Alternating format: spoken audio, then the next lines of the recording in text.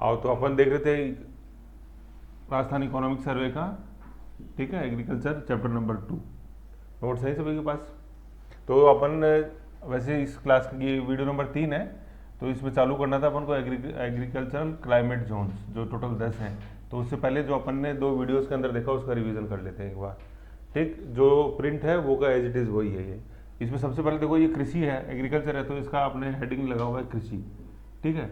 लेकिन कृषि के नाम पे अपन को जो बातें ध्यान में रखनी वो है 4।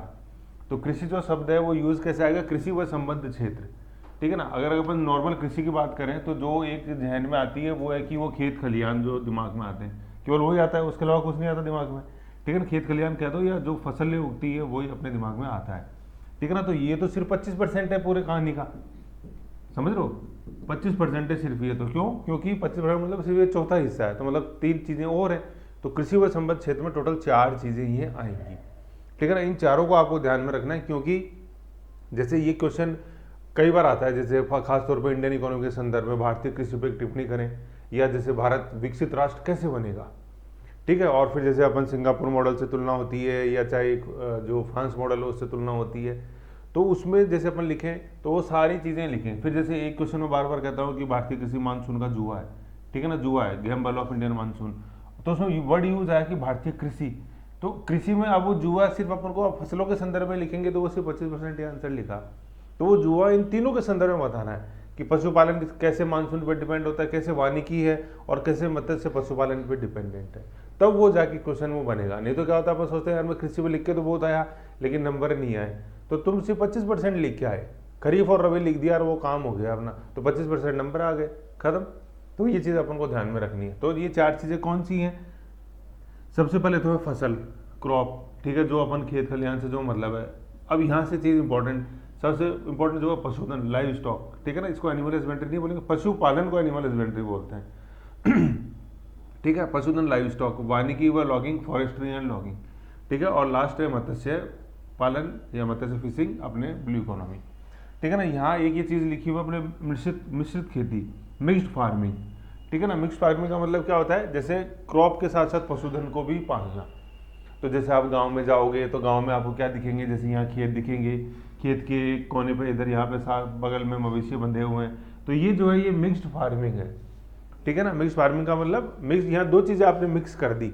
2 चीज़ें क्या मिक्स कर दी? एक तो आप खेती तो कर ही रहे थे, और दूसरी चीज़ क्या मिक्स कर दी? उसके साथ लाइव स्टॉक, पालन अपन ने उसके अंदर मिक्स कर दिया, ठीक है ना। जैसे बोलते ना, don't mix drinking and driving and drinking, ठीक है। इन दोनों को मिक्स मत करो, 2 चीज़ों को, ठीक है। तो यहाँ अपने क्या करते हैं, इन दोनों चीज़ों को मिक्स कर जाते हैं, उसको बोला अपन मिश्रित खेती, ठीक है। ये डबल फार्मिंग नहीं लिखा हुआ है यहाँ पे, डबल फार्मिंग चीज़ अलग होती है। डबल फार्मिंग क्या होता है? ये एक खेत है, इसके ऊपर मैं 2 फसलें ले रहा हूँ, तो वो डबल फार्मिंग है। जैसे रबी खरीफ मैंने ले ली, ठीक है। फिर एक आता है शिफ्टिंग कल्टीवेशन। शिफ्टिंग कल्टीवेशन क्या? जैसे मेरे पास एक ही भूमि का टुकड़ा है, एक बार मैंने इस पर खेती करी, फिर दूसरी बार मैंने इस पर खेती करी, कुछ 2 साल इसको पड़े रहने दिया मैंने, तब तक इस पर करी, तो जिसको अपन झूम बोलते हैं, झूम कल्टीवेशन, ठीक है ना। वालरा जैसे अपने राजस्थान में बोला जाता है, तो वो शिफ्टिंग कल्टीवेशन है। तो यहाँ क्या का फार्मिंग लिखी हुई है? Mixed farming. ये क्वेश्चन पूछा जाता है, ठीक है ना। जैसे ये IAS प्री में भी आया था 2021 के आसपास, व्हाट इज मिक्स्ड फार्मिंग। तो crop production with live stock, फसलें के साथ पशुपालन करना मिश्रित खेती कहलाता है, समझ गए। तो ये 4 चीज़ें हैं। अब आप कभी भी कृषि को लिखो तो आप क्या, वो एग्जामिनर तो किसी पूछा, लेकिन आप उसको लिखो कृषि व संबद्ध क्षेत्र, एग्रीकल्चर एंड अलाइड एक्टिविटीज़, तो उसमें ये चारों आ जाएंगी, ठीक है। जब तक अपन किसी भी पैमाने पे इसका कोई क्लासिफिकेशन नहीं करें, क्लासिफिकेशन कैसे कि जैसे योगदान के हिसाब से इनको जचाओ, इनकी ग्रोथ रेट जो है CAGR उसके हिसाब से इनको जचाओ, जब तक ऐसी कोई डिमांड नहीं है तब तक अपन यही सीक्वेंस रखेंगे, ठीक है ना। वो सीक्वेंस क्या है? सबसे पहले क्रॉप है, फिर एनिमल हस्बेंड्री है, उसके बाद फॉरेस्ट्री एंड लॉगिंग है, ठीक है, और लास्ट में फिशिंग है। मतलब ये तो CA हो गया, CA जानते हो, चार्टर्ड अकाउंट, और ये दोनों F है, ठीक है। C क्या है? ये फसल, A से पशुपालन, ये वानिकी लिखना भी आना चाहिए, वानिकी, ठीक है, छोटी बड़ी, और फिर ये फिशिंग मत्स्य। ये सीक्वेंस ये का ये रहेगा, सीक्वेंस चेंज नहीं करना है, क्योंकि क्या है, सीक्वेंस चेंज करेंगे ना अपन तो अपन बहुत ज़्यादा गुंजाइश है कि अपन इन चीज़ों को भूलने लग जाएंगे, यार वो 4 क्षेत्र कौन से थे। हाँ, जब कोई क्वेश्चन आता है कि वृद्धि दर के हिसाब से जचाओ, योगदान के हिसाब से जचाओ, तब अपन क्वेश्चन देखेंगे। जैसे योगदान के हिसाब से पशुपालन आ जाएगा, वृद्धि दर देखेंगे तो मत्स्य पालन सबसे ऊपर आ जाएगा। तो ये 4 ये चीज़ें हो गई। फिर उसके बाद अपन जैसे देखते हैं कि अब इनका योगदान क्या है, ठीक है ना। योगदान कैसे कि अपन ने चैप्टर 1 के अंदर देखा कि स्टेट ग्रॉस डोमेस्टिक प्रोडक्ट है कोई चीज़, ठीक है ना। तो कृषि व संबद्ध क्षेत्र का योगदान कितना, जैसे अपन ने दो देखे थे, स्थिर और प्रचलित। स्थिर का तो मतलब 2011 जो बेस ईयर, उसके हिसाब से प्रचलित मतलब करंट। तो स्थिर मूल्यों पर अगर देखें तो वो है 26.2, कि जैसे राजस्थान की पूरी इनकम है राज्य की स्टेट ग्रॉस डोमेस्टिक प्रोडक्ट 100 रुपये, तो उसमें 26 रुपये 2 पैसे कौन योगदान दे रहा है, एग्रीकल्चर योगदान दे रहा है, ठीक है। वो तो स्थिर मूल्यों पे, और प्रचलित मूल्यों पे क्या है 26.7 है, मतलब ये ज़्यादा है कितना 0.5%, ठीक है। ये प्रचलित वाला, प्रचलित ज़्यादा क्यों होता है, क्योंकि ये इसमें इन्फ्लेशन एडजस्ट होता है, चैप्टर 1 में देखा था अपन ने, इसलिए। और ये बताता कि ये वास्तविक स्थिति नहीं दिखाता है, ये क्यों, क्योंकि ये तो इन्फ्लेशन की एक झलक होती है, वास्तविक स्थिति तो स्थिर दर्शाता है, बेस प्राइस, समझ गए। तो ये तो हो गया योगदान। फिर आता है वृद्धि दर, की वृद्धि दर कितनी है, तो स्थिर मूल्यों पर अपन देखते हैं तो 2.1 और प्रचलित मूल्यों पर देखते हैं 9.04, ठीक है। ये आंकड़ा बहुत इंपॉर्टेंट है, क्योंकि कहीं भी अपन जैसे पेटी के अंदर तो क्या आता है सीधा ही पूछ लेते हैं, और मेंस का अपन जैसे लिखेंगे तो ये चीज़ जानेंगे तभी। आज जैसे अपन बोलें कि एग्रीकल्चर फायदे का सौदा नहीं है, क्यों, क्योंकि स्थिर मूल्य का अपन उसके ऊपर वृद्धि दर देखें तो मात्र 2.1% है। तो कहने का मतलब एक खेत पे जितनी फसल उग सकती है वो उतनी अपन उगा चुके हैं, अब उससे ज़्यादा उस खेत पे उगाया जाना संभव नहीं है, किस जो वर्तमान तकनीक है उसको यूज करते हुए। अगर मान लो ये संभव होता तो ये जो आज ग्रोथ रेट अपन देख रहे हैं ये करीबन ये 30% 40% होती कि हर साल 30% का मतलब क्या होगा, इस बार मैंने 100 बोरी उगाई तो अगले साल 130 बोरी उगाई, समझ रहे हो। फिर उसको अगले साल फिर 163 बोरियाँ हो गई हूँ, बहुत जुड़ता जा रहा है उसके अंदर। यहाँ तो गुंजाइश ही नहीं है, इस साल 100 बोरी उगाई तो अगले साल 102 होंगी, फिर उसके बाद 102 का अपन फिर 2% निकाल के उसके अंदर जोड़ देंगे, 104 रुपये लगभग हो जाएंगी।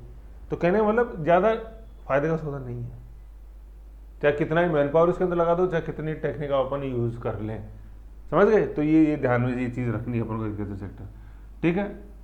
और प्रचलित दर पर 9.04, तो ये तो है कृषि व संबद्ध क्षेत्र का बिल्कुल एक ब्रॉड ओवरव्यू अपन ने देखा। अब आ जाते हैं अपन जो सबसे इंपॉर्टेंट सेगमेंट है वो इसके उप क्षेत्रों का वर्णन।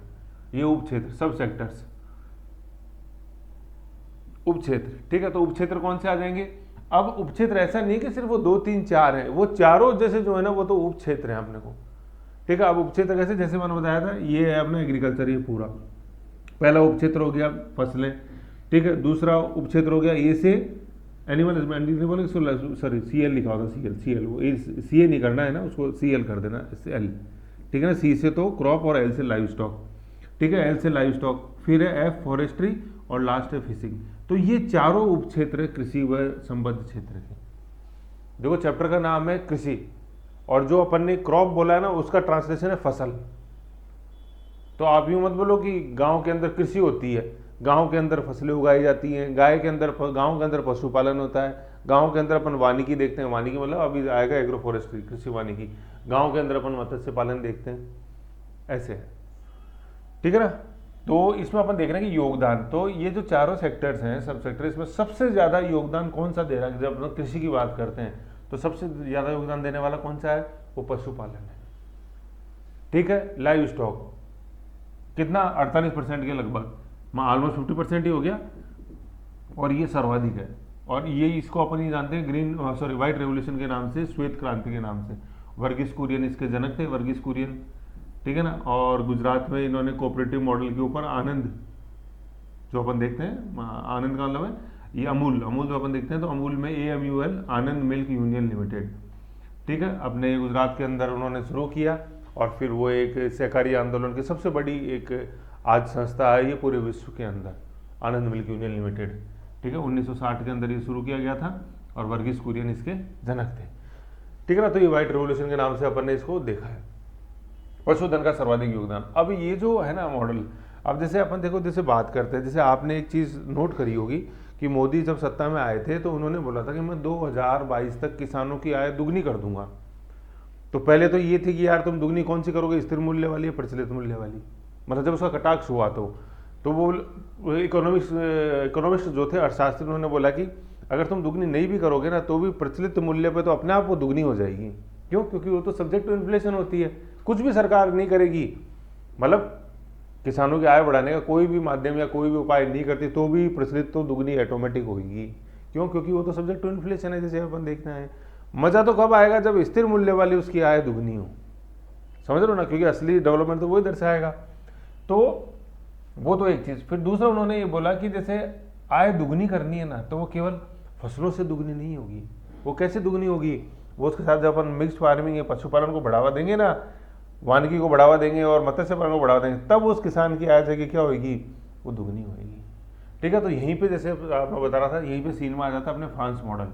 फ्रांस, ठीक है ना, फ्रांस है, स्विट्जरलैंड है, डेनमार्क है। डेनमार्क जैसे अपन देखते हैं हॉलिस्टीन गाय आती है अपने पास, वो डेनमार्क से लाई हुई है। डेनमार्क के अंदर 2 प्रांत है छोटे छोटे, हॉलिस्टीन और सेल्सविक।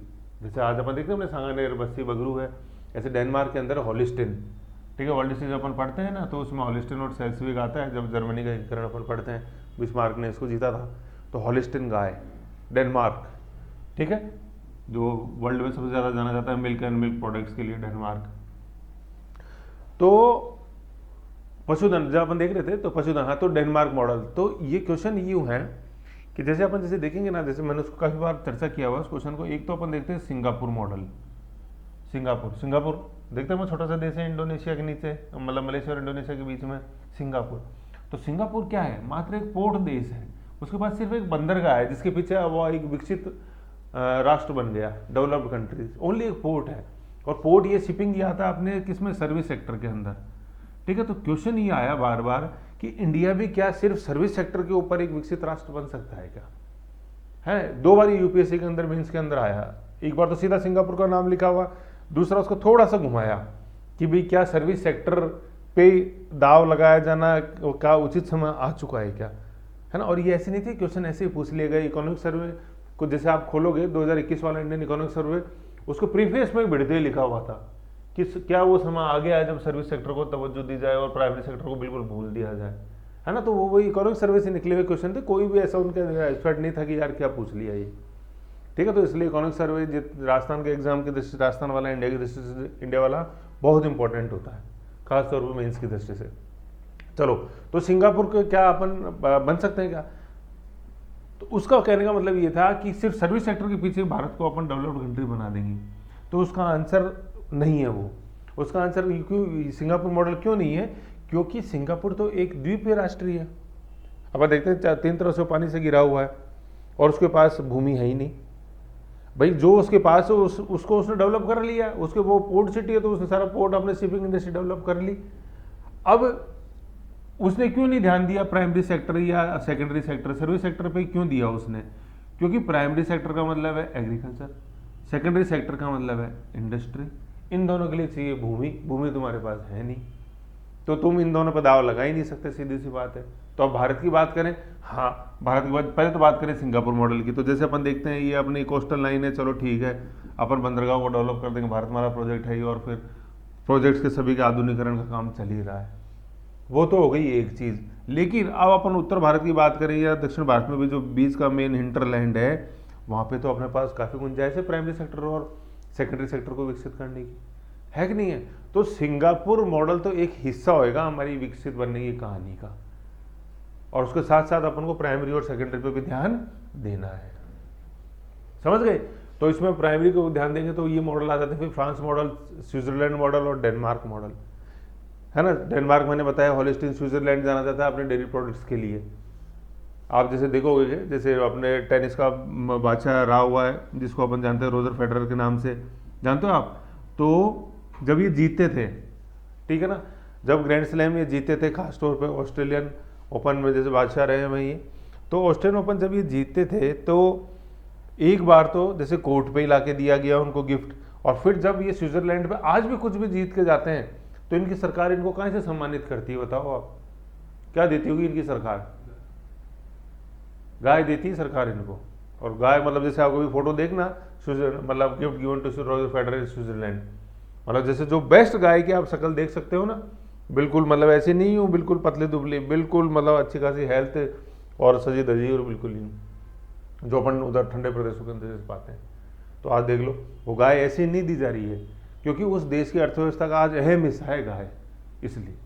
और डेनमार्क में जैसे आप हॉलिस्टीन गाय तो अपने राजस्थान के अंदर देखा ही होगा, जो मतलब ब्लैक और वाइट स्पॉट जिसके ऊपर होते हैं, जर्सी गाय है वो तो न्यू जर्सी अमेरिका से आई हुई है, ये हॉलिस्टीन है यहाँ, ठीक है ना। तो ऐसे अपन, और फ्रांस जैसे आप देख लो, फ्रांस की जो अर्थव्यवस्था है पूरी, वो चलती ही आलू के पीछे है आज भी। मतलब वहाँ आलू उगाए जाते हैं धरती के अंदर, और फिर उसकी फूड प्रोसेसिंग करके, मतलब कैसे आलू तो अपन देखते हैं, अपन तो आलू के नाम से जानते हैं, लेकिन जैसे आपने लेज चिप्स देखी होगी, फ्रेंच फ्राइज देखी होंगी, तो वो सब आलू की फूड प्रोसेसिंग है कि कैसे आलू की गुणवत्ता को बढ़ावा देके अलग अलग प्रोडक्ट अपन उससे बना सकते हैं। ठीक है, तो ये अपन को ये प्राइमरी सेक्टर पे ही ध्यान देना है, इसके ऊपर ये मॉडल्स। फिर नेक्स्ट आते हैं अपन क्रॉप। तो सबसे ज़्यादा योगदान तो किसका है? पशुपालन का है। अब बशर्ते इसको और आगे बढ़ाएंगे ना अपन, तब जाके किस्मत अपनी और बदलेगी। तो जैसे अमूल ने तो बदली है कि नहीं बदली है ऐसे, लेकिन अब इसको और ज़्यादा अपन को आगे बढ़ाना है। अमूल को गए आज अपन देखते हैं 1960 की बात है, करीबन अपन 60 साल आगे आ चुके हैं अमूल से। तो अमूल 2.0 भी कोई आना चाहिए था, अमूल पे क्यों रुक गए? बस यही एक बड़ा बनाया थोड़ी सी।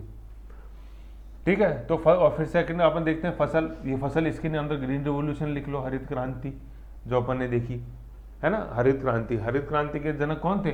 Doctor MS Swaminathan. ठीक है, ये और वही 1960 के दशक के अंदर ये हुई थी। और कृषि मंत्री वाला बाबू जगजीवन राम का मैंने बताया था पिछले वीडियो में, उसको एक बार देख लेना आप। उसमें प्रधानमंत्री तो थी इंदिरा गांधी, और उसमें कृषि मंत्री थे जिनके नेतृत्व में किसान ग्रीन रेवोल्यूशन हुआ, तो बाबू जगजीवन राम थे। सासाराम बिहार से 50 साल लगातार 10 बार लोकसभा के लिए निर्वाचित हुए। ठीक है ना, तो वह Guinness book of world record है। तो वो पहले वीडियो मैंने दिखाया उसका, कैसे उनकी विडंबना थी उनके साथ में, कैसे मतलब पूरा अच्छा जीवन था, लेकिन कैसे एक दुखद अंत हुआ, वो सारा उसमें। और मीरा कुमारी उन्हीं की बेटी लोकसभा स्पीकर थी अपने कांग्रेस के समय।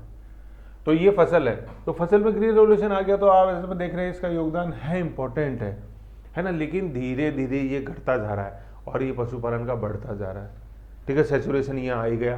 तीसरा अपन देखते हैं जो योगदान है 6%, वो है वानिकी व लॉगिंग का।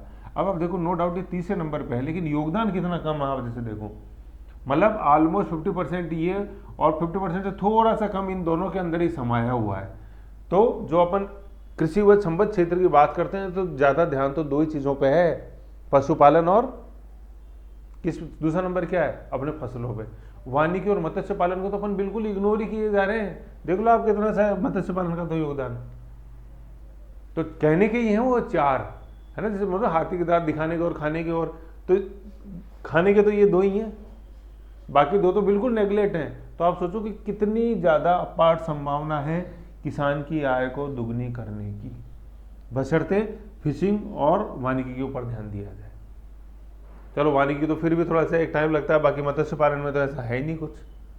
अब जैसे अपन बोलते हैं सर ये तो झील चाहिए इसके लिए, तो क्यों नहीं, जैसे अपन देखते हैं national water body development programme या राष्ट्रीय झील प्राधिकरण बना हुआ है, और पास डैम्स बने हुए हैं। अब लेकिन उनमें मत्स्य पालन के लिए उनको स्वच्छ रखना जरूरी है। स्वच्छ रखने का मतलब क्या? उनके अंदर वो पॉल्यूशन नहीं जाना चाहिए, जो आपने वहाँ इंडस्ट्री लगा रखी है उसका वेस्ट उसके अंदर नहीं जाना चाहिए। तो ये जितनी भी अपन वाटर बॉडीज दिखते हैं, इनका जो अपन देखते हैं बायोलॉजिकल ऑक्सीजन डिमांड, जिससे कि वाटर पॉल्यूशन नापा जाता है ना, इसको लिख लो वाटर पॉल्यूशन। जो अपन देखते हैं ना जल प्रदूषित है कि नहीं है, वो किससे नापते हैं अपन? वो BOD से नापते हैं, बायोलॉजिकल ऑक्सीजन डिमांड। ये बहुत ज़्यादा है, ये जितना ज़्यादा होता है ना, जितना ज़्यादा होता है उतनी वो जो जल की बॉडी है वो प्रदूषित होती है। जितना ज़्यादा होएगा उतनी ज़्यादा प्रदूषित है बायोलॉजिकल ऑक्सीजन डिमांड। तो ये वाटर बॉडीज जो हैं इनको आप स्वच्छ रखो, तभी तो मछली पनपेगी। ठीक है ना, तभी तो मछली पनपेगी, नहीं तो ये मछली उसके अंदर पनप ही नहीं सकती। अब जैसे अपन बताते हैं, जैसे आपको कई बार जैसे आपने देखा है अपने न्यूज़पेपर में आता है कानोता डैम, आता कानोता बांध, ठीक है, तो इसमें बोलते मछलियाँ मर जाती हैं। मत्स्य पालन का एक सेंटर है ये अपने जयपुर के अंदर, लेकिन इसमें मछलियाँ मर जाती हैं। क्यों? क्योंकि पानी वैशिला है। तो जहरीले पानी की डेफिनेशन होती है ये बायोलॉजिकल ऑक्सीजन की, उसका जो बायोलॉजिकल ऑक्सीजन डिमांड है वो बहुत ज़्यादा है, तो फिर वो मछलियाँ उसके अंदर जिंदा नहीं रह सकती। और ये बायोलॉजिकल ऑक्सीजन डिमांड क्या है? जैसे इसका नाम है ना, देखो बायोलॉजिकल मतलब जैविक रूप से, ऑक्सीजन मतलब जो इनहेल किया, और डी से है डिमांड, बायोलॉजिकल ऑक्सीजन डिमांड। ठीक है, तो जैसे मान लो अभी अपन जैसे अपन नॉर्मल अपन बैठे हैं, तो जितनी अपन को चाहिए अपने लंग्स में जो कैपेसिटी है उतनी ऑक्सीजन अपन इनहेल कर रहे हैं और निकाले जा रहे हैं, है ना। अब सोचो कि धीरे धीरे कोई अपना आके मुंह बंद करने लगे, ठीक है, तो अपन क्या करेंगे? जैसे मतलब जिसको अपन बोलते हैं कि तड़पने लगेगा इंसान, तो वो मतलब जैसे मान लो कि 2 लीटर अपन एक बार के अंदर हवा खींचते हैं और यूँ रोक दी किसी भी कारण से, जैसे मान लो आपने मास्क लगा दिया, मास्क लगा लिया तो अपन देखते हैं कि अपन तो थोड़ा प्रेशर लगाना पड़ता है इनहेल करने के लिए। क्यों? क्योंकि वो जितनी मेरी डिमांड है उतना आराम से आ नहीं पा रहा, तो प्रेशर लगा रहे। फिर किसी ने और बहुत ज़्यादा यूँ घोट दिया, बंद ही कर दिया मुंह, तो वो जितनी मेरे को चाहिए थी उतनी नहीं आ पा रही। तो ये मछलियों के अंदर है। अब जैसे उनको चाहिए, ठीक है, पानी के अंदर जो ऑक्सीजन है वो घुला रहता है, वो उसको इनहेल करती हैं अपने गिल से। भाई अपने के अंदर भगवान ने ये कुदरत ने ये दिया है कि अपन अपने फेफड़ों से हवा के अंदर जो ऑक्सीजन है उसको एब्जॉर्व करते हैं। मछलियाँ जो होती है वो पानी के अंदर जो ऑक्सीजन है उसको इनहेल करती हैं। तो वो जैसे इनके मुंह से पानी को अंदर लेती हैं और गिल्स से उस पानी को निकालती हैं, तो उस दौरान जो वो ऑक्सीजन है वो ऑब्जर्व उनके गिल्स में हो जाता है। अब जब पानी स्वच्छ है तो वो ऑक्सीजन सबको चाहिए होता है, मिले जा रहा है। फिर जैसे आप उस मछली को एक बार जैसे आप पानी से बाहर निकालो तो आप देखोगे उसका मुंह ऐसे होने लग जाता है, तो उसकी वो जो डिमांड है ऑक्सीजन की वो बढ़ने लग जाती है धीरे धीरे, क्योंकि आपने उसको पानी से बाहर निकाल दिया। ऐसा ही पानी के अंदर है कि जब मछली एक थी, ठीक है, तो सब आराम से रह रहे थे, लेकिन जब मछलियों की संख्या ज़्यादा हो गई तो अब सीधी सी बात है, सबको ऑक्सीजन चाहिए थोड़ा थोड़ा थोड़ा। अब उधर तो वो ऑक्सीजन, एक तो मछलियों की संख्या बढ़ती जा रही है, दूसरा आपने वो पॉल्यूटेंट्स डाल दिए उसके अंदर, जैसे सीवरेज का जो वाटर है वो बिल्कुल अनट्रीटेड तालाब के अंदर डाल दिया, तो उसमें जो बैक्टीरिया थे या इंडस्ट्रियल वेस्ट के अंदर जो बैक्टीरिया थे उनको भी तो ऑक्सीजन चाहिए ना। तो ग्राहक उधर तो वो अनट्रीटेड ह्यूमन वेस्ट आ गया, अनट्रीटेड वो इंडस्ट्रियल वेस्ट आ गया, तो वो भी ऑक्सीजन के ग्राहक बन गए, और इधर ये मछलियाँ भी ऑक्सीजन की ग्राहक थी। तो ग्राहक ज़्यादा हो गए कि नहीं हो गए, तो अब वो बायोलॉजिकल ऑक्सीजन डिमांड ऐसे ज़्यादा हो गई। मैं बता रहा हूँ ना, इसको आप समझ के रखो कि ये ज़्यादा से जितना ज़्यादा होता ज़्यादा प्रदूषित क्यों? क्योंकि ग्राहक बढ़ गए पानी में, किसको यूज़ करने वाले? ऑक्सीजन को यूज़ करने वाले, तो डिमांड ज़्यादा हो गई। अब वो मछली तड़प तड़प के मर जाती है। तड़प तड़प के कैसे? पानी के अंदर है फिर भी उसको ऑक्सीजन नहीं मिल रही है। समझ गए?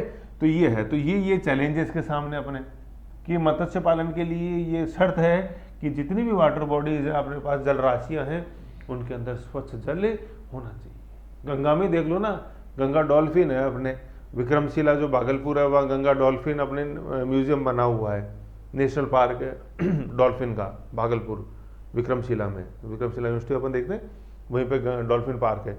तो गंगा के अंदर ही वो डॉल्फिन ही विलुप्त होते जा रही है, धीरे धीरे इंडेंजर्ड स्पीसीज के अंदर आ रही है वो। क्यों? अब गंगा जैसी नदी जो फास्ट फ्लोइंग रिवर है वही आज बायोलॉजिकल ऑक्सीजन डिमांड का शिकार हो रही है, उसके अंदर दिनों दिन बढ़ी जा रही है ये बायोलॉजिकल ऑक्सीजन डिमांड गंगा की। तो उसी में जिंदा नहीं है, तो अपन ये छोटे मोटे जैसे अपन कानोदा बांध, बिसलपुर बांध, इनकी बात करें तो फिर क्या? तो ये अर्बनाइजेशन जो अपना बढ़ रहा है, जिसको अपन बोलते हैं शहरीकरण, उसका एक कुप्रभाव अपन को यहाँ देखने को मिलता है। ठीक है ना? तो ये चीज़ अपन इसको इसमें ध्यान में रखनी है। तो ये सारे युग क्षेत्रों का अपन ने योगदान देखा, उसके ऊपर कहानी देखी कि ये योगदान कैसे कैसे जुड़ा हुआ है। तो कृषि सबसे ज़्यादा योगदान किसका? पशुपालन का। सेकंड फसलों का। तीसरा वानिकी व लॉगिंग और फॉरेस्ट्री एंड लॉगिंग। वानिकी का क्या मतलब है? देखो, जैसे वन उगाना। तो यहाँ पे बात आती है, आगे अपन कॉन्सेप्ट आएगा जिसको अपन पढ़ेंगे, यहाँ डैश करके लिख लो, कृषि वानिकी। तो कृषि के साथ साथ वन उगाना, जैसे अपन देखा ना, कृषि के साथ साथ पशुपालन, कृषि के साथ साथ वन उगाना। तो जैसे मान लो ये खेत है, तो इसकी जैसे जो मेड़ है यहाँ पे वन उगाना, ये है कृषि वानिकी। ये टर्म्स बहुत इंपॉर्टेंट होते हैं। जैसे एक तो कृषि वानिकी, एक जैसे आपने सुना होगा सामाजिक वानिकी, सोशल फॉरेस्ट्री। सामाजिक वानिकी सुना है ना? बढ़िया। तो कृषि वानिकी है एग्रो फॉरेस्ट्री, एग्रीकल्चर के साथ वानिकी। ये सामाजिक वानिकी क्या है? जैसे आप किसी पार्क के अंदर गए होंगे, है ना? पार्क देखे ही अपन ने, चाहे सेंट्रल पार्क तो देखा ही है, तो उसके अंदर अपन वन देखते हैं लगे हुए हैं। कोई भी जेडी का पार्क होता है उसके अंदर अपन वन देखते हैं, सड़कों के किनारे अपन देखते हैं वन लगे हुए हैं। तो वो सरकार ने लगाए हैं, और लगाने का मकसद क्या है? कि समाज को उन वनों का फायदा मिले। अब जैसे सेंट्रल पार्क में वो लगे हुए ट्रीज, तो उनका क्या मकसद है कि हाँ भाई यहाँ पे लोग बाग सुबह शाम घूमने आए और उनकी वो जो स्वस्थ वो रहे। रोड किनारे क्यों लगे हुए हैं? कि हाँ ठीक है, जब वो व्हीकुलर पॉल्यूशन होएगा तो CO2 ज़्यादा निकलेगा, तो ये इसको इनहेल कर लें तो वो एयर पोल्यूशन कम रहे। ये मतलब तो समाज को जो फायदा पहुँचे, तो समाज के हित के लिए जो सरकार द्वारा वन लगाए जाते हैं, समाज द्वारा नहीं लगाए जाते हैं। समाज तो कभी कभी जागता है ना? लेकिन सरकार का तो दायित्व है कि हाँ भाई ठीक है, निरोगी रखना है सबको। तो ऐसे ही, तो ये सामाजिक वानिकी, समाज के उत्थान के लिए जो सरकारी प्रयास किए जाते हैं। सरकार के साथ साथ जैसे अपन समाज की कई इकाइयाँ होती हैं, जैसे NGOs हैं, अपन भी कभी कभी अपने को घर के बाहर लगा देते हैं पौधे, वृक्ष, तो वो सामाजिक वानिकी का हिस्सा है सारा, समाज के उत्थान के लिए है ना, कल्याण के लिए बहुत इंपॉर्टेंट वो है उसके अंदर। और कृषि वानिकी, कृषि के साथ साथ खेत के अंदर वानिकी करना कृषि वानिकी हिस्सा है। समझ गए? मत्स्य पालन अपन ने समझा है। तो सबसे इंपॉर्टेंट चीज़ क्या है कि सबसे ज़्यादा योगदान किसका है कृषि वो संबद्ध क्षेत्र के अंदर? योगदान किसका? पशुपालन का। सबसे कम मत्स्य का। अब अपन आते हैं वृद्धि दर कि किसकी वृद्धि दर सबसे ज़्यादा है, किसकी वृद्धि सबसे कम है। तो सबसे ज़्यादा वृद्धि दर किसकी है? मत्स्य पालन। अब यहाँ देखो विडम्बना, देखो यहाँ मत्स्य पालन सबसे नीचे था, किसमें? योगदान में। और वृद्धि दर की अगर हम बात करें तो सबसे ज़्यादा किसकी है वृद्धि दर? मत्स्य पालन की। ये वृद्धि दर यहाँ ऐसे कैसे आती है? थोड़ा सा आप समझो, ये पानी के 2 गिलास हैं, एक गिलास ये पूरा भरा हुआ है यहाँ तक, बस इसमें थोड़ा सा ये इतना सा खाली है और दूसरा वाला इतना भरा हुआ है। जो मैं आपको ये येलो में कर रहा हूँ ये इतना खाली है, ठीक है ना, और ये इतना खाली है, ठीक है। ये तो है गिलास नंबर ए, ये है गिलास नंबर बी। तो अब आप मुझे बताओ, जैसे अगर मैं आपसे पूछूं कि इन दोनों के अंदर पानी भरे जाने की गुंजाइश, या पानी भरने को अपन दूसरा वर्ड बोल देते हैं वृद्धि की गुंजाइश, दोनों गिलासों में किस गिलास में ज़्यादा है? बस सीधी सी बात है, बी के अंदर ज़्यादा, क्योंकि सर ये ज़्यादा खाली है। ए के अंदर गुंजाइश कम क्यों है? क्योंकि सर ये इसके अंदर कैपेसिटी अब कम ही बची है एब्जॉर्ब करने की। तो ये बी जो है ना, ये फिशिंग कितना था योगदान? 0.5 था। अभी तो बहुत ज़्यादा बाकी है इसमें काम किया जाना। तो इसके अंदर दिनों दिन प्रयास होंगे तो इसके अंदर वृद्धि दर अपन को ज़्यादा दिखाई देगी। यही कारण है यहाँ वृद्धि दर फिशिंग की सब ज़्यादा क्यों है, क्योंकि अभी ये अंडर यूटिलाइज्ड सेक्टर है। क्या वर्ड बोला मैंने? Underutilised. वो अपार संभावना है, जबकि अपन एग्रीकल्चर देखेंगे वो तो क्या है, वो तो ओवर यूटिलाइज्ड है। एक खेत में जितनी फसल हो सकती थी उससे भी ज़्यादा आपने उसको लेने की कोशिश कर ली। कैसे?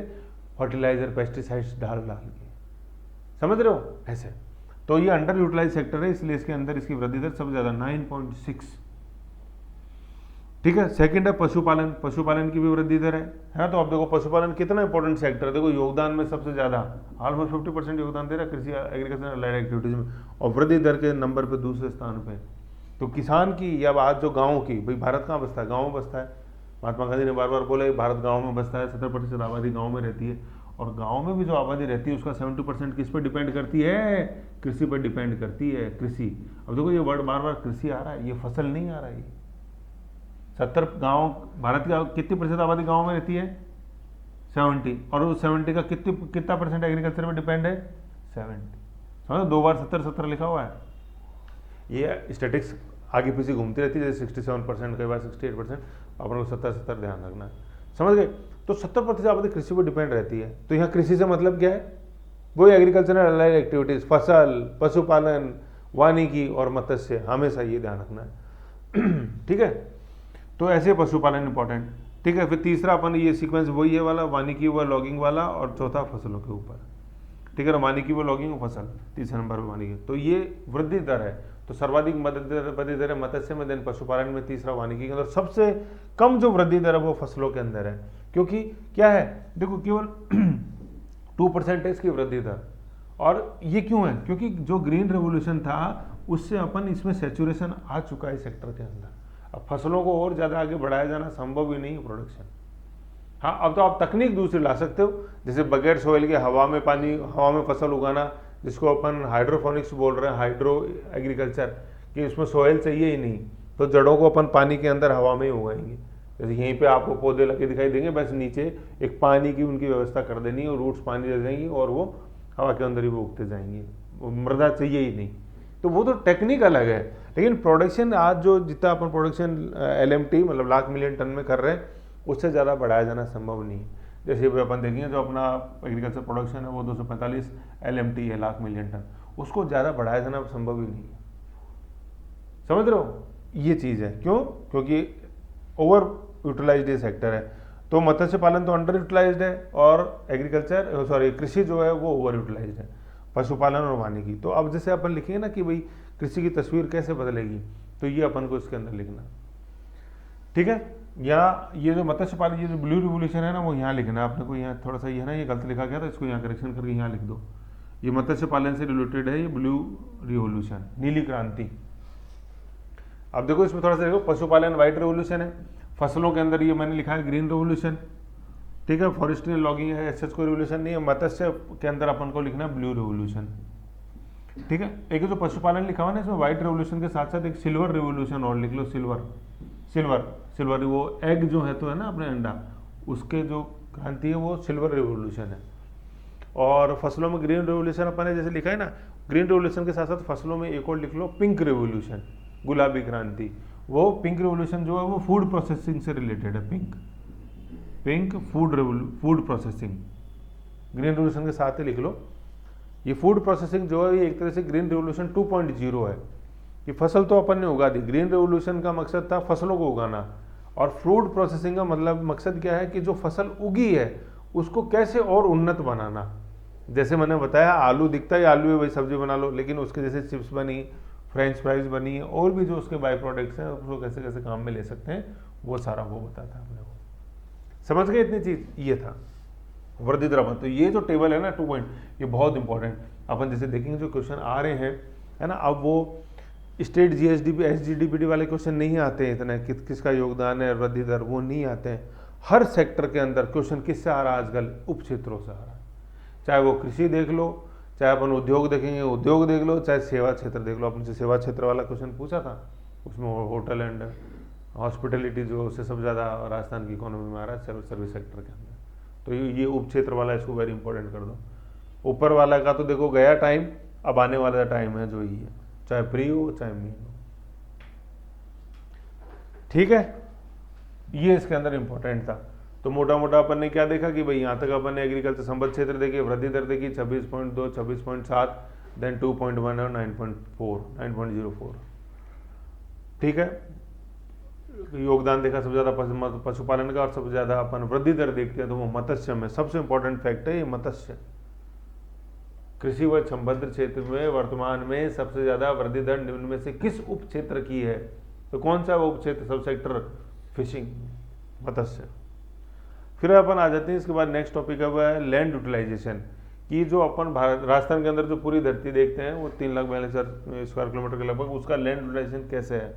तो अपन देखते हैं कि 54% तो है अपने क्या, शुद्ध बोया गया क्षेत्रफल, नेट सोन एरिया, ठीक है। ये नेट सोन एरिया क्या है, ये नीचे लिखा हुआ अपने net sown area, gross sown area. Net तो है अपने शुद्ध बोया क्षेत्र, और ग्रॉस है कुल या सकल। तो चैप्टर 1 के अंदर भी अपन ने देखा था कि कोई भी चीज़ जब वो ग्रॉस होती है, ग्रॉस, ठीक है, ग्रॉस से अपन को नेट में जाना होता है, नेट, तो अपन क्या करते थे उसके अंदर डेप्रिसिएशन माइनस करते थे, ठीक है। तो कहने का मतलब ग्रॉस तो होता है टोटल, और उससे अपन जब नेट में जाएंगे तो कोई चीज़ माइनस होके जाते हैं तो अपन वो नेट पे पहुंचती है, तो नेट कम होता है और ग्रॉस ज़्यादा होता है, ठीक है ना। तो अब देखो नेट सोन एरिया क्या है, जैसे ये अपने पास भूमि का एक टुकड़ा है, इसके ऊपर अपन ने जैसे सर्दियों के अंदर तो रबी फसल ले ली, और मानसून के अंदर अपन ने खरीफ फसल ले ली अपन ने।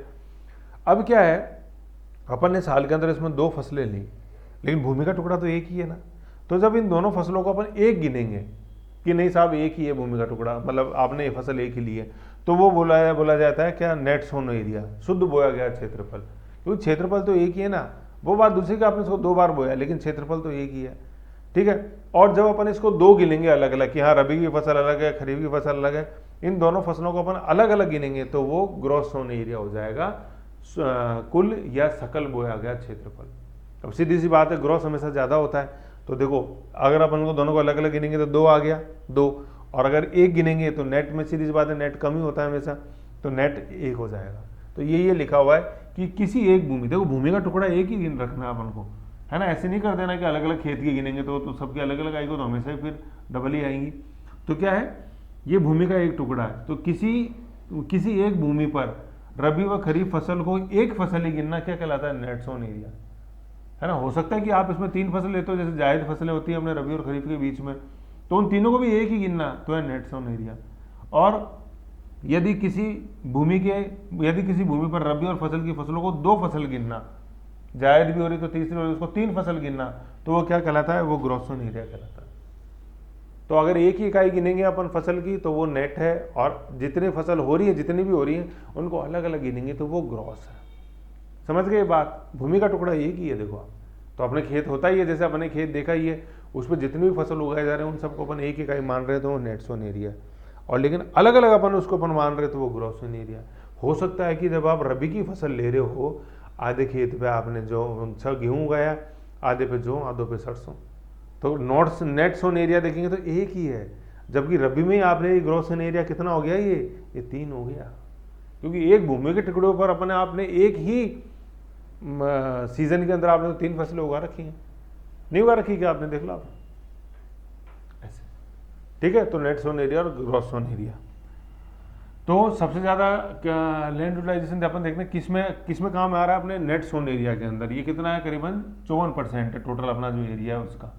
सेकंड क्या है, बंजर भूमि, कल्चरेबल वेस्टलैंड, है ना। देखो 2 नंबर पे तो लिखा हुआ बंजर भूमि और 4 नंबर पे लिखा हुआ कृषि अयोग्य भूमि, इन दोनों के अंदर फर्क है। बंजर भूमि का इंग्लिश ट्रांसलेशन है कल्चरेबल वेस्टलैंड, कि कल्चरेबल वेस्टलैंड मतलब उसके अंदर खेती हो सकती है, बशर्ते उसके अंदर थोड़ी सिंचाई की व्यवस्था और उसको थोड़ा उपजाऊ बना दिया जाए तो वो उसमें खेती हो सकती है। तो ये तो है बंजर भूमि। और कृषि अयोग्य भूमि के अंदर क्या है, वो पहाड़ी है, वो पठारी है, वो अपन जैसे देखते हैं वो बीहड़ी प्रदेश है, रिवराइंस बनी है जैसे चंबल के आसपास, तो उसमें खेती हो ही नहीं सकती है, समझ गए। तो उसमें यहाँ जैसे अपन सोलर पावर प्लांट्स के लिए जो जमीन दी जा रही है वो इस तरह की भूमि है, खेती हो ही नहीं सकती, ठीक है ना।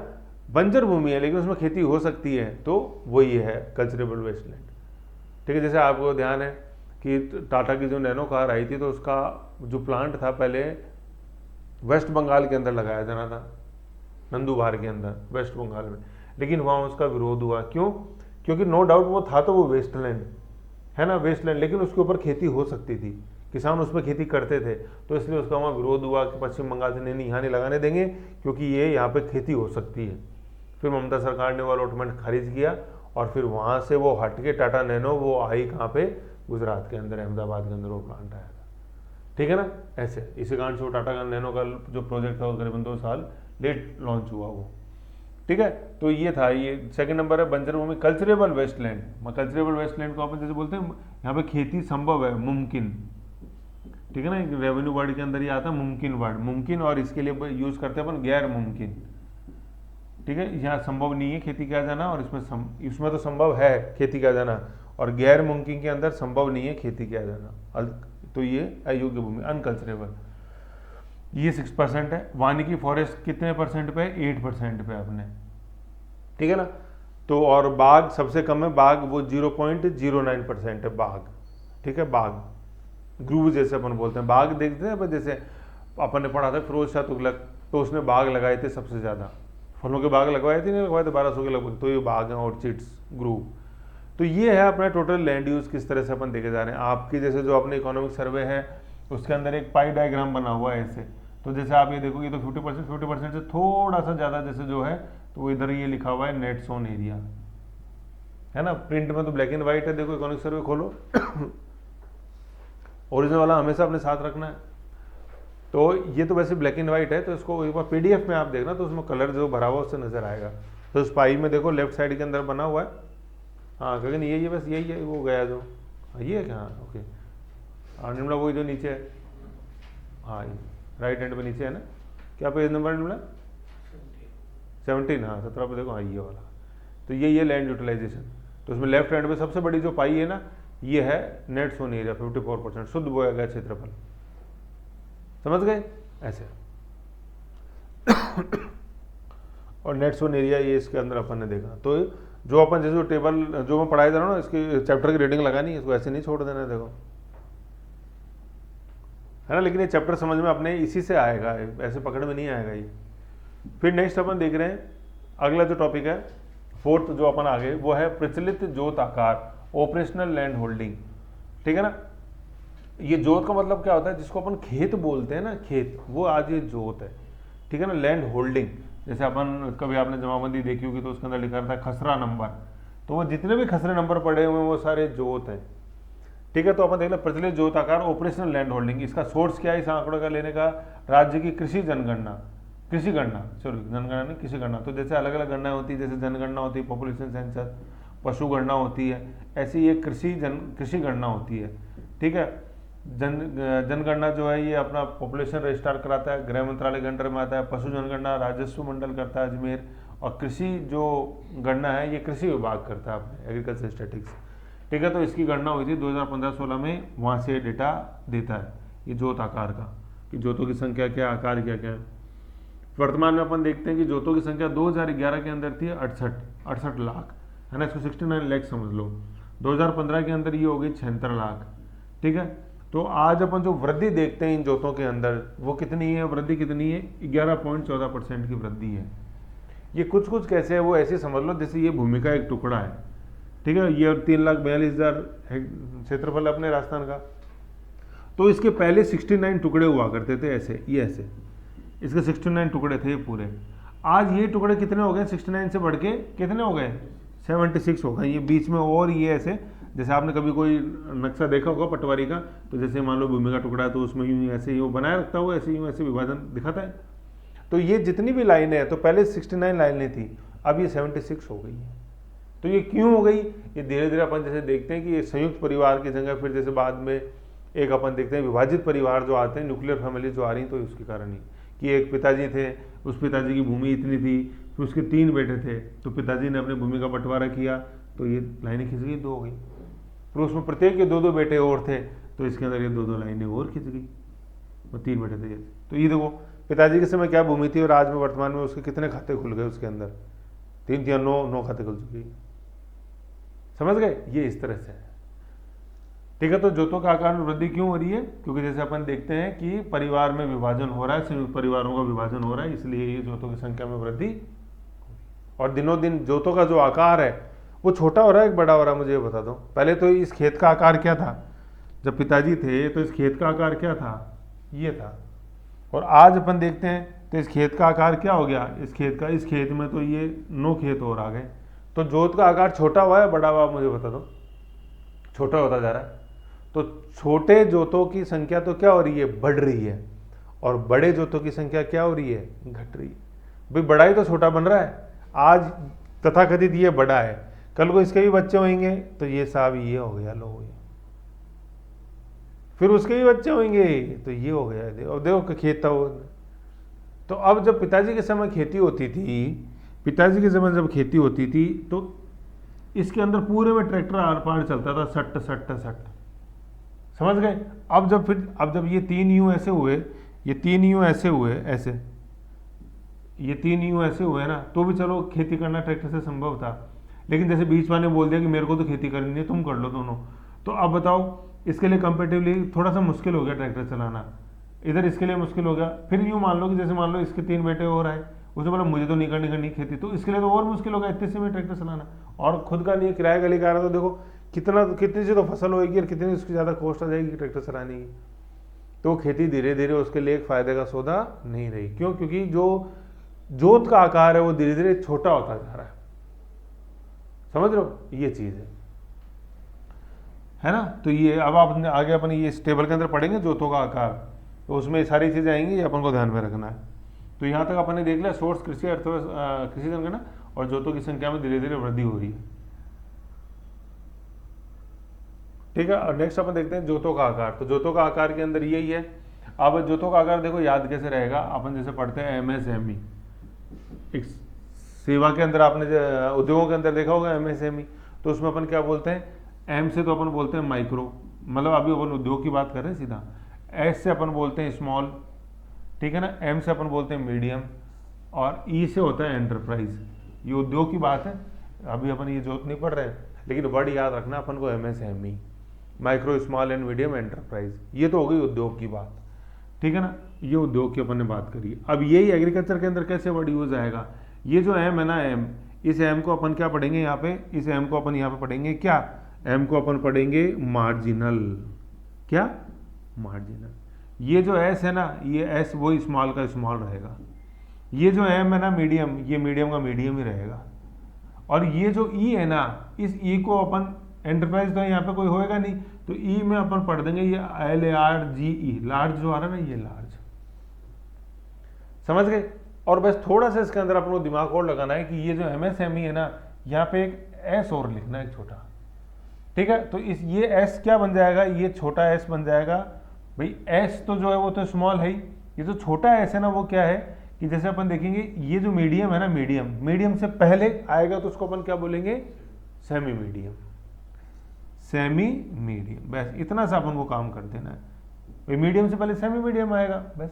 तो अब अपन जब ये बोलेंगे क्या कि जोतों को आकार में 5 प्रकार की जोतें हैं, तो कौन कौन सी आएंगी? M S S M E. तो जब आपको जोत लिखना हो तो पहले तो एमएससी में लिख दो ना, आपको दिक्कत क्या आ रही है, एमएससी में लिख दो और उसमें एक एस और लगाना बस छोटा सा। तो जोतों के फिर क्या क्या नाम आ जाएंगे? एम से मार्जिनल हो जाएगा, एस से स्मॉल हो जाएगा, फिर ये दूसरा एस जो है ये सेमी मीडियम, एम मीडियम, ई लार्ज, LARG लार्ज। ये मैं क्यों बता रहा हूँ क्लू, क्योंकि अगर ये क्लू याद नहीं रखोगे ना आप तो ये जो ये वर्ड्स है ना इनमें कंफ्यूजन हो जाता है। एम से मार्जिनल था, फिर मार्जिनल का क्या था यार, मध्यम था या लार्ज था, वो गड़बड़ हो जाती है। MSME micro sorry marginal, S से स्मॉल, फिर एम से मीडियम और लार्ज। तो सर ने तो 5 बताई थी यार, ये तो MSME से तो 4 ही खुल रही। अगर ये छोटा एस नहीं लगाते हो तो 4 ही खुले ना दिमाग के अंदर, एक कौन सी गई? एक ही छोटा एस लगाना है। समझ गए? ऐसे ही अपन को याद हो जाएगी। अब ये तो हो गई। अब ये देखो ये लिखा हुआ देखो MSME लिखा हुआ है और ये बस ये छोटा एस है। अब मार्जिनल जो है उसका ट्रांसलेशन है सीमांत, स्मॉल का है वही लघु, सेमी मीडियम का है सेमी अर्ध, और ये अर्ध ये सही कर लेना तो अर्ध, और मीडियम मीडियम है, मीडियम का ट्रांसलेशन मध्यम है और लार्ज का वृद्ध है। फिर अब आती है साइज, ये पूछा जाता है, ये वाला क्वेश्चन बहुत पूछते हैं। मार्जिनल लैंड होल्डिंग किसको बोलते हैं? कि अगर जिसके पास 1 हेक्टेयर से कम भूमि है तो उसको अपन क्या बोलेंगे? मार्जिनल फार्मर बोलेंगे। और 1 हेक्टेयर का मतलब क्या है यहाँ पे? मतलब है 4 बीघा।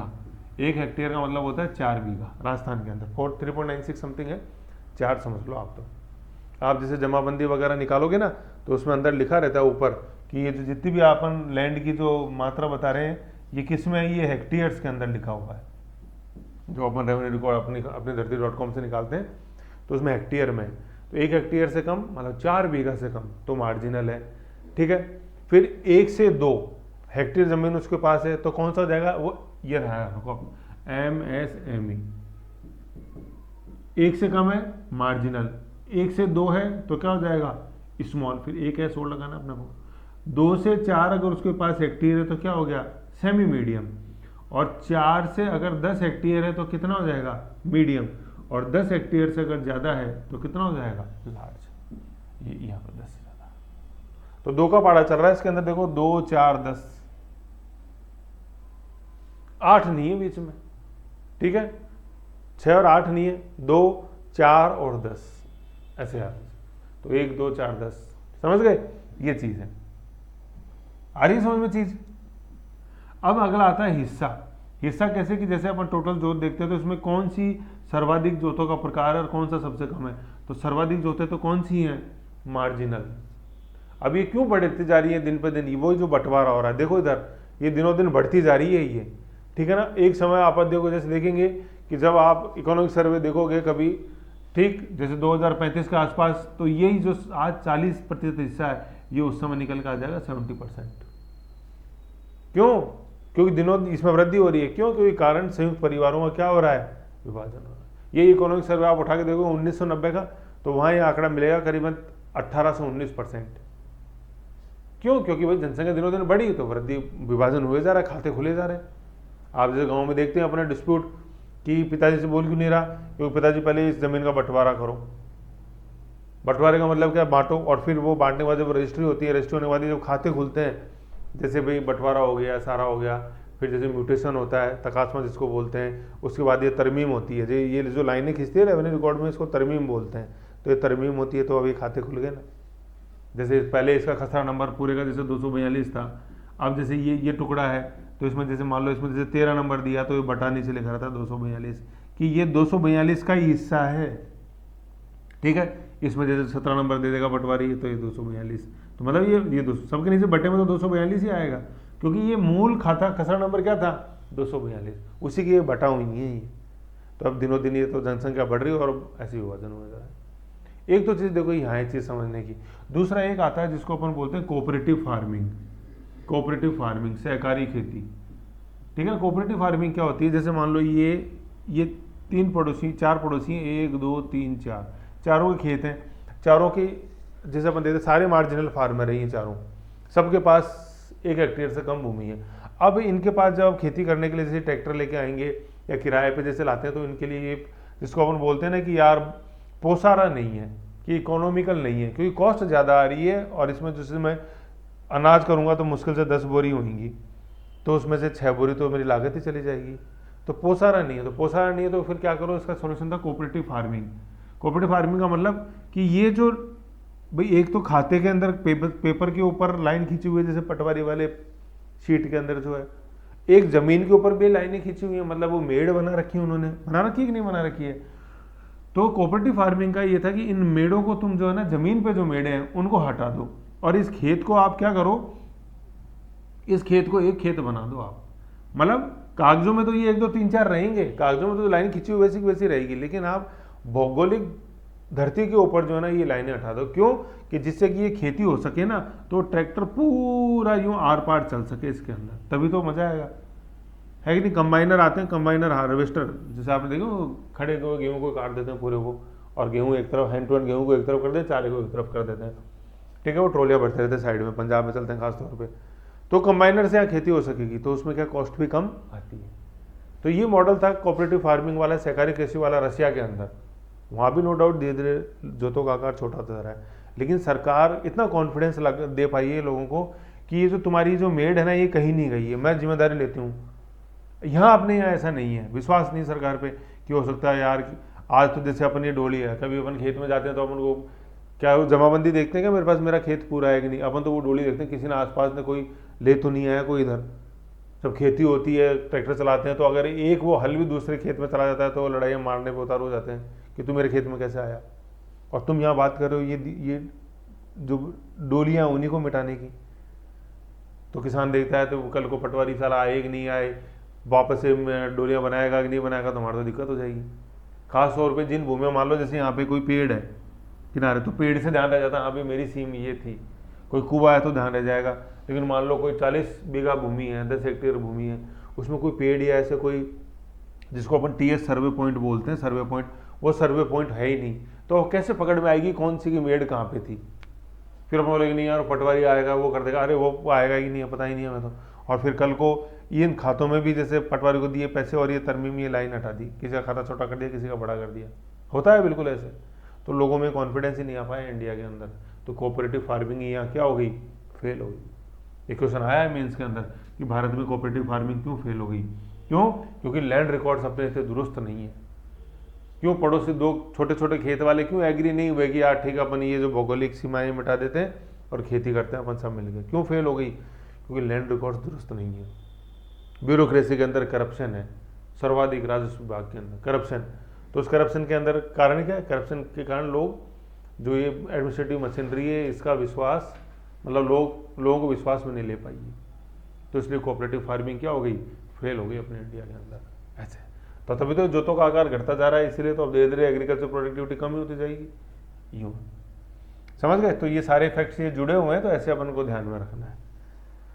तो अपन जैसे देखते हैं सीमांत कृषि जो है, सीमांत जोत जो है वो तो दिनों दिन क्या होती जा रही है, बढ़ती जा रही है। और वृद्ध जोत जो है, बड़ी जोतें जो है धीरे धीरे कम होती जा रही हैं। वृद्ध जोत तो कम हो ही रही है हमें, क्योंकि बड़ाई तो कट के छोटा हो रहा है धीरे धीरे धीरे। तो ये चीज़ इंपॉर्टेंट है कि मार्जिनल तो क्यों बढ़ रही है, और जो लार्ज जो है 10 हेक्टेयर से ज़्यादा वो छोटी क्यों हो रही है, मतलब धीरे धीरे कम होती जा रही हूँ संख्या में। समझ रहे चीज़ ऐसे। फिर अपन देखते हैं महिला जोत की, ऐसी जोत ऐसे खाताधारक जिनकी जमाबंदी अपन जैसे अगर देखते हैं तो उनमें उस जो टाइटल जिसके नाम है, रजिस्ट्री जिसके नाम है, वो महिला के नाम है। तो ऐसे में अपन जैसे देखते हैं कि संख्या टोटल, जैसे मान लो कि 100 खाते अपन जैसे देखते हैं, उनके अंदर 42% जो है वो खाताधारक का नाम कौन है, महिला है। क्षेत्रफल के हिसाब से देखें तो मान लो टोटल 100 वर्ग जो अपने पास भूमि है, तो उसमें 25% जो भूमि है वो महिलाओं के नाम है। इस खाता और क्षेत्रफल में फर्क समझ पा रहे हो ना आप? खाते का तो मतलब कितने हैं खातेदार जो महिला हैं वही, और फिर बस टोटल भूमि का कितना क्षेत्रफल उनके पास है, 25%। अब दोनों में अपन देख रहे हैं दिनों दिन वृद्धि हो जा रही है। ये वृद्धि क्यों हो रही है? राजकीय योजनाओं का लाभ लेने के लिए। जैसे अपन भामाशाह कार्ड देखते हैं, परिवार के मुखिया के नाम है, तो उसमें वो देखते हैं कि यहाँ पे परिवार के मुखिया के नाम कितनी ज़मीन है, तो उस हिसाब से उसको कई बार किसी भी स्कीम्स का बेनिफिट लेने के अंदर मदद मिलती है। समझ गए ये चीज़? तो ये यहाँ पे अपनी भामाशाही चीज़ है। तो देखो जो सीमांत जोते हैं उनकी संख्या में दिनों दिन वृद्धि क्यों हो रही है? क्योंकि संयुक्त परिवारों का विघटन हो रहा है, और इधर अपन जैसे देखें कि महिला जोतों की संख्या में वृद्धि क्यों हो रही है, क्योंकि अपन को राजकीय सेवाओं का लाभ लेने में मदद उससे मिलती। दोनों के कारण अलग अलग है। और सर्वाधिक किस श्रेणी में पाते हैं अपन महिला जोत? सीमांत श्रेणी के अंदर, मार्जिनल, जिसकी कितनी है भूमि, कितनी होती है 1 हेक्टेयर से कम। फिर लास्ट अपन देखते हैं मानसून कि मानसून जैसे अपन देखते हैं कि मानसून क्या है अपने, मानसून सामान्य तिथि आने की 15 जून 22-23 के अंदर आया, 15 जून से 30 सितंबर, मतलब ये देखो जून जुलाई अगस्त सितंबर, और यहाँ ब्रैकेट में लिख दो 4 महीने, कि पूरे 12 महीने का जो पानी है वो 4 महीने में बरसता है यहाँ पे। ये भी एक विडंबना है भारतीय मानसून की। और इन चारों महीनों के अंदर भी अनइवन है, और सर्वाधिक बारिश तो लास्ट के अंदर ही होती है, सितंबर के अंदर। कई बार ये ज़्यादा हो जाती है, कई बार कम होती है। जैसे 22-23 की अपन इकोनॉमिक सर्वे की बात करें तो ये 23 वाला इकोनॉमिक सर्वे 22-23 का डेटा लिखा हुआ है कि 15% अधिक हुई। अब आप अगले इकोनॉमिक सर्वे में देखना, इस बार तो अधिक हुई है, करीबन 80% अधिक है कि नहीं। इस बार तो जैसे पानी देखा, जैसे एक एक पीढ़ी ने कभी उस नदी के अंदर पानी नहीं देखा, जैसे लूनी हुई, ढूंढाड़ नदी हुई, तो एक पीढ़ी पूरी निकल गई, जैसे 40-45 साल हो गए उन्होंने कभी उस नदी को बहते ही नहीं देखा, और इस बार उस नदियों के अंदर पानी आया। तो अब इस बार अपन मानसून जैसे देखेंगे तो और भी ज़्यादा 80%, ये तो 15% अधिक लिखा हुआ है, इस बार 80% अधिक है। तो अब ये ज़्यादा भी हो जाती है, वो भी विनाशकारी है, अल नीनो ला नीना के प्रभाव के कारण। वो विनाशकारी क्यों? क्योंकि जैसे अपन देखते हैं जैसे मानसून शुरू होता है, लोग बाग बुआई कर देते हैं खेत के अंदर। अब बाद के अंदर जैसे वो फसल थोड़ी सी अंकुरित होकर आई बाहर, और पानी अगर ज़्यादा बरस गया तो वो सारी जो अंकुरित होकर फसल आई वो सारी सड़ जाती है, खराब हो जाती है। ऐसा इस बार हुआ, तो इसलिए वो मानसून का जुआ है कृषि, यूँ ठीक है। तो यहाँ लिखा हुआ कृषि मानसून का जुआ। तो कृषि में वही, एग्रीकल्चर में सारा क्या, फसल मानसून का जुआ। पशुपालन, अब पशुपालन देखो कृषि से चारा वगैरह होएगा तो वो पशुपालन अच्छा होएगा, वानिकी अच्छी होएगी, मत्स्य पालन अच्छा होएगा, झीलों के अंदर झील भर जाएंगी, बांध भर जाएंगे तो मत्स्य पालन होएगा, तो इसीलिए वो मत्स्य पालन की वृद्धि दर धीरे धीरे बढ़ती जा रही है अपने ऐसे। तो मानसून का जुआ इन चारों क्षेत्रों में लगाना अपन को, है ना, तब जाके वो आपका आंसर पूरा बनेगा। और केवल फसलों में लिख दोगे मानसून का जुआ कि रबी खरीफ है ना, जो मानसून बेस्ड कौन सी फसल होती है वो खरीफ होती है, रबी नहीं होती है। तो खरीफ के अगर ब्रैकेट में लिख दो क्या, खफा। खफा अपन जानते हो क्यों खफा हो, मेरे से क्यों नाराज हो, तो खफा कौन होता है, नाराज। तो ये मानसून का नाराज कर देता अपने को, कम आया तो भी नाराज हो गया, ज़्यादा आए तो भी अपन नाराज हो गए कि यार कब रुकेगी, बारिश करते कि नहीं करते, करते ही थे इस बार, यार आज वापस हो गई, ऐसे। तो दोनों खफा होती हैं, अति भी खफा है और अगर ज़्यादा हो गई वो भी खफा है। तो वो फसल जो मानसून सेंसिटिव होती है, मानसून संवेदी है, तो वो कौन सी फसल है, वो खरीफ है ना। बगैर अटके ये आंसर आना चाहिए। अगर इसमें आपने सोचा ना तो इसको मतलब पढ़ के नहीं आए हो, खासतौर पर इंटरव्यू में सोचना नहीं है इस आंसर में, गोली कट, समझ गए। तो ये मानसून का जुआ अपन देगा। फिर अपन कृषि उत्पादन देखते हैं, तो वर्तमान में जो कृषि उत्पादन राजस्थान का वो है 254 LMT, लाख मिलियन टन। इसमें रबी का 155, खरीफ का है 90। तो ज़्यादा किसका है, रबी का है खरीफ का है, रबी का ज़्यादा है, ठीक है ना। रबी ये इधर ही लिखा हुआ है, रबी ग्रेटर देन खरीफ, ठीक है ना ये। अब इसका एक निष्कर्ष क्या निकलता है भाई, रबी होती है जो मानसून बेस्ड नहीं होती है, और खरीफ होती है जो मानसून बेस्ड होती है। तो बगैर मानसून के आप पानी लेके आ रहे हो तो वो कैसे आ रहा है, सोचो कैसे आ रहा होगा, बोरिंग जैसे हुई और नहर से आ रहा है ना। तो इसी को अपन बोलते हैं, ये रबी वाला जो है इसी को अपन बोलते हैं कि राजस्थान के अंदर दिनों दिन सिंचाई की जो व्यवस्था है वो बढ़ती ही जा रही है। सिंचाई में सबसे ज़्यादा जो है वो अपने है नहर में अपन जैसे देखते हैं, एक है जैसे अपने गंग नहर, ठीक है, दूसरा है अपने इंदिरा गांधी कैनाल, तीसरा है जिसको अपन नर्मदा कैनाल सीलू नहर बोलते हैं, नर्मदा कैनाल आ रही है अपने जालोर वार्ड में। तो ये नहरी, और अपन फिर धीरे धीरे जो अपन अच्छा एग्जाम्पल देख रहे हैं वो मैं क्या लिखूंगा यहाँ पे, 4 क्या लिखूं, बताओ कौन सा नहर सिस्टम जो नया डेवलप हो रहा है। हाँ क्या बोलेंगे तो उसको बताओ, अब बताओ। हाँ ERCP, eastern Rajasthan canal project, 13 जिले इधर भाई, ये तो पश्चिमी राजस्थान के अंदर है, ये अपन पूर्वी राजस्थान में देख रहे 13 जिले। आ रहा उसमें modified Kali Sindh Parvati canal, MKPC, modified Kali Sindh Parvati canal, मतलब ERCP पूरा नाम ही आ रहा है, MKPC ERCP। अभी जनवरी 24 में ये नया डेवलपमेंट हुआ, मतलब अपने इधर बन गई भाजपा सरकार, भजन लाल जी के नेतृत्व में एमपी के अंदर बन गई भाजपा सरकार अपने मोहन यादव के नेतृत्व में, तब ये ईआरसीपी और आगे बढ़ा। फिर एमकेपीसी आया, मॉडिफाइड काली सिंधु पार्वती कैनाल प्रोजेक्ट, मतलब एमकेपीसी ईआरसीपी बोलते हैं इसको, मतलब एमकेपी से शुरुआत हुई है काली सिंधु पार्वती, समझ गए। तो ये इरिगेशन सिस्टम अपने बढ़े जा रहा है धीरे धीरे धीरे। तो ये इसका मतलब हर आंकड़ा कुछ न कुछ बोलता है, तो वो ऐसे अपन को देखना है। खरीफ क्यों कम है ना, खरीफ क्यों कम है, क्योंकि मानसून, अभी अपने ऊपर पढ़ाई था, देखो ये क्या लिखा हुआ था, ये जुआ लिखा हुआ था, तो जुआ है, तो अपन खेत में अपन लगाते हैं कि यार बाजरा बोएंगे नहीं, यार क्यों बोता है, बारिश तो होगी नहीं, कोई मतलब है नहीं। और अब अगली बार सोचेंगे अपन बाजरा बो, अरे मत बो यार, पिछली बार बहुत ज़्यादा बारिश हो गई, सारा खराब हो गया था बाजरा मक्का मूंग मोट सब खराब हो गया, तो मत बो यार।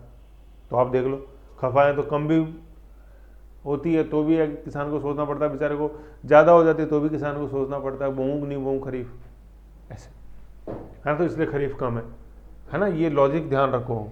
क्यों? क्योंकि जैसे मैं बताऊँ, जैसे अभी अपन थोड़े समय बाद पढ़ेंगे प्रधानमंत्री फसल बीमा योजना, उस फसल बीमा योजना के अंदर इस खरीफ का तो है जो ब्याज वो है 2% और इस रबी का है 1.5%। तो भाई खरीफ का ज़्यादा क्यों है, प्रीमियम क्यों ज़्यादा ले रहे हो आप 2%?